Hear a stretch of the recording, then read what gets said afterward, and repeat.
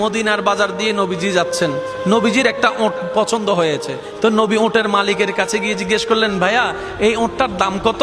ওই দামাদামি হলো, নবী সে দামে কিনতে রাজি হলেন, কিন্তু নবীর কাছে তখন অর্থ ছিল না। তখন নবীজি ওনাকে বললেন, আপনি আমাকে ওঁটটা দেন, আমি এখনই গিয়ে আপনার সেই প্রাপ্যটা পাঠিয়ে দিচ্ছি।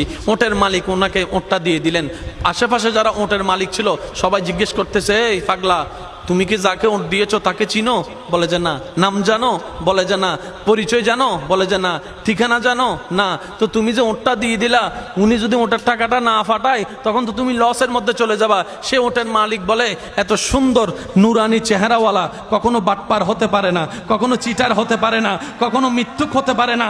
ওনার চেহারা দেখেই তো আমি ওঁট বিক্রি করার আগে মনটাই বিক্রি করে দিয়েছি, মনটাই বিক্রি করে দিয়েছি, মনটাই বিক্রি করে দিয়েছি। তোমরা যাই বলো, আমার মন বলে উনি আসবেই আসবে, টাকাটা পাঠাবেই পাঠাবে।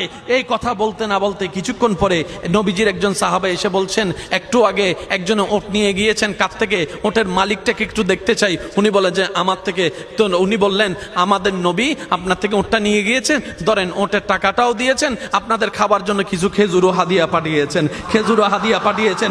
ওই ওটের মালিক বলে, ভাইয়া টাকাটাও রাখেন, খেজুরটাও রাখেন, আগে আমাকে ওনার কাছে নিয়ে যান। আমি ওট বিক্রি করি নাই, আমার দিলটাই বিক্রি করে দিয়েছি। ওনার চেহারা মোবারক দেখে আমার মনটাই পাল্টাই গিয়েছে, আমি কালিমা পড়ে মুসলমান হয়ে যেতে রাজি আছি। সুবহানাল্লাহ। जिसका कोई सानी नहीं वो नबी हमारा है, मुस्तफा की अजमत का हद ही ना किनारा है। आशिक बोले लम याति नजीरु कफी नजरिन मिसले तुना शुद्ध पैदा जाना। চিৎকার দিয়ে বলেন না সুবহানাল্লাহ। ওই নবীটা কাদের নবী? হয় নাই, সবার আওয়াজ বলেন, ওই নবীটা কাদের নবী? আমাদের কি ভাগ্য সে নবীর উম্মত হতে পেরেছে। আর একটু জোরে